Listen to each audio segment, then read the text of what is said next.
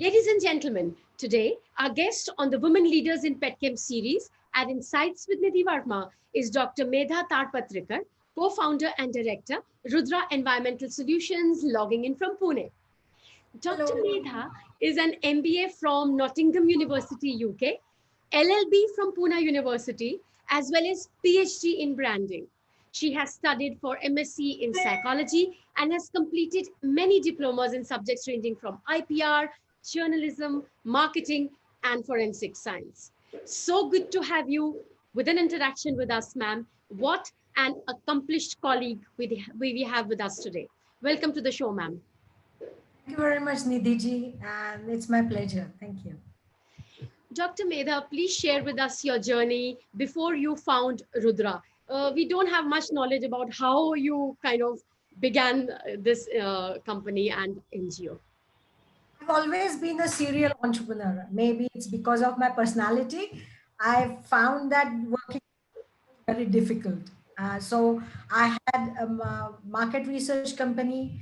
I'm also a director of general insurance broking company. So basically, I studied outside. I lived in UK for a long time. Came back to India because some of the land was in litigation, and that's why I became a lawyer.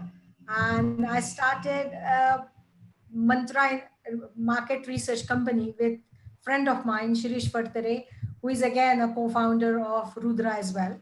And it's been a roller coaster journey with various uh, you know endeavors and various entrepreneurs, and it's been fun. Ma'am, you're reminding me, I forget the name of the movie.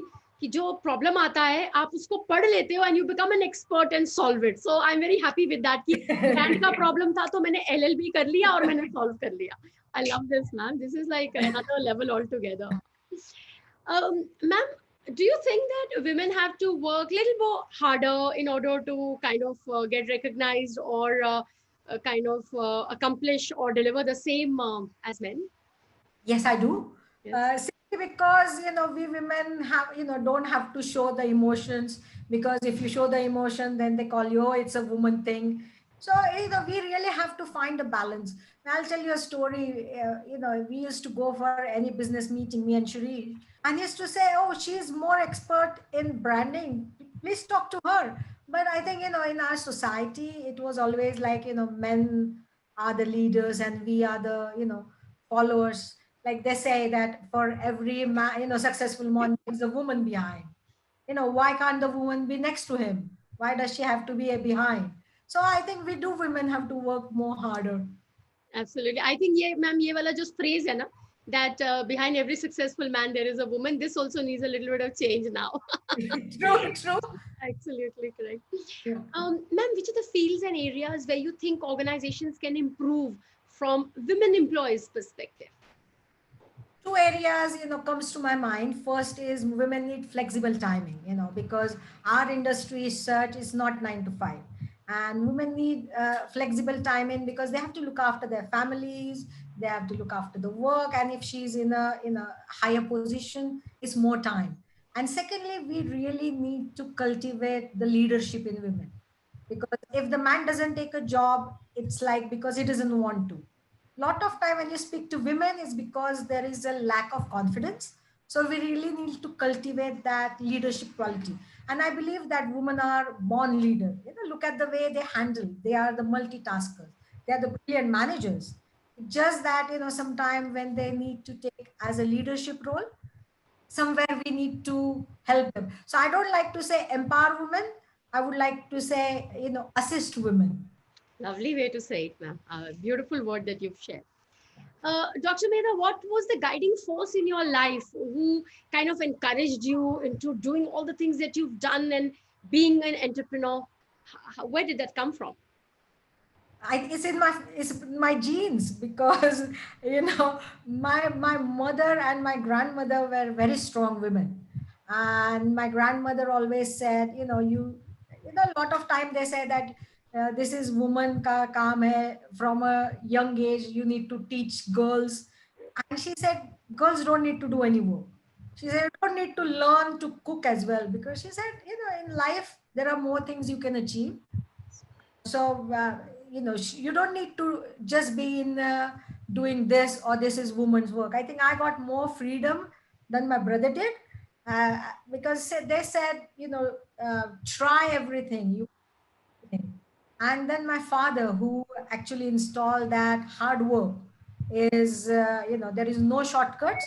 And whatever age, wherever you are, whether you are the starting or you are at the top, you have to do the hard work. So big influence in the family itself.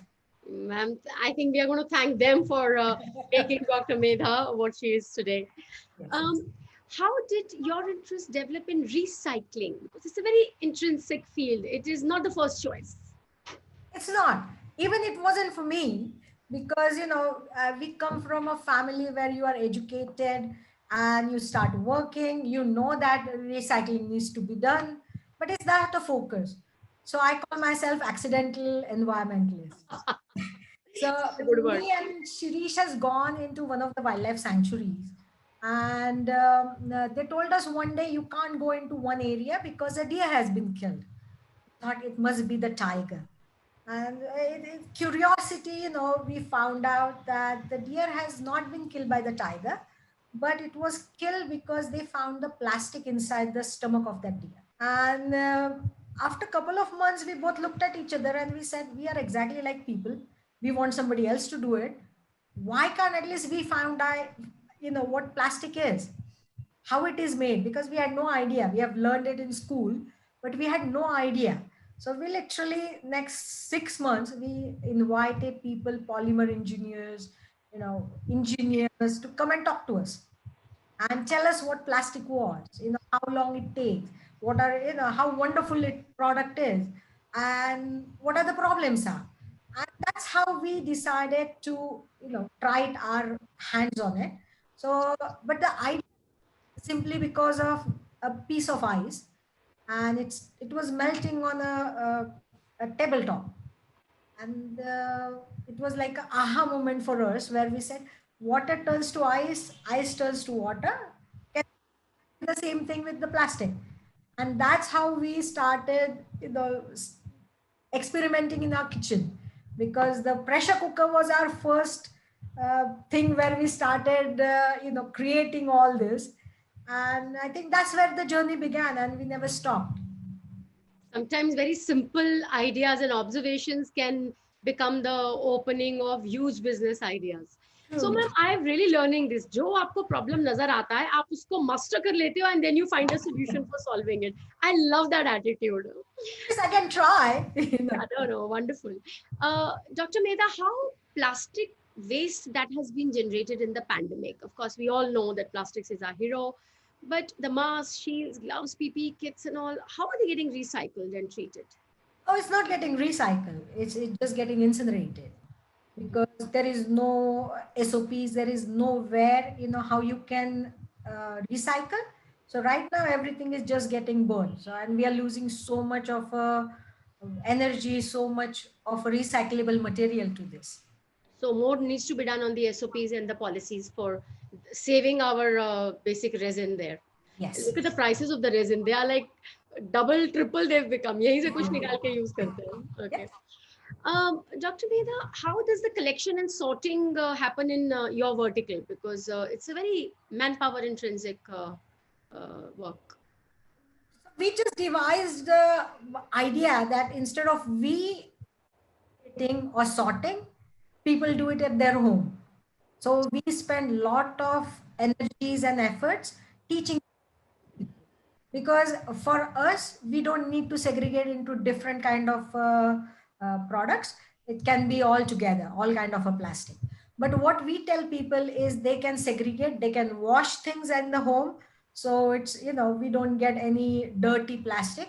People keep it in their home, and recyclable are given to either the recyclers or they are given to their mates. And we get all the thin, traditionally non-recyclable plastic with us, and which is very clean. So for us, it wasn't a problem. And we actually developed the SOPs where we asked people to sanitize the waste in the house, as well as we did when we were collecting. Okay. How can your model become replicable all across? Because it sounds simple to me. It is very simple and it can be replicated anywhere, not even in India, but anywhere in the world. Because what we do, we spend a lot of time with people telling why they need to do it. You know, because a lot of time when things happen, nobody tells you why. So we start with how, and then we support it by collection, you know, and we don't collect it every day. We collect it fortnightly or a monthly, and people do keep it. It's a various ideas people come out with, which we share it across the Plastic Warrior family. And I think that's how, you know, we're supporting each other. So you have plans of multiplying it across the country?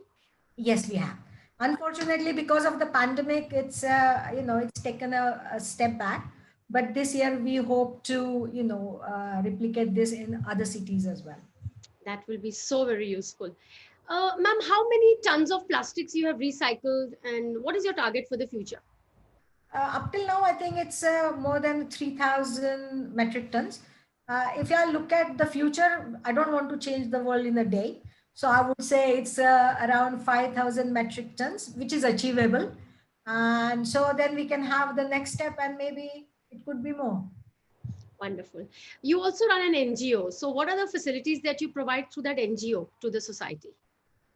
We create a lot of awareness. We create awareness in buildings, housing societies, offices, schools.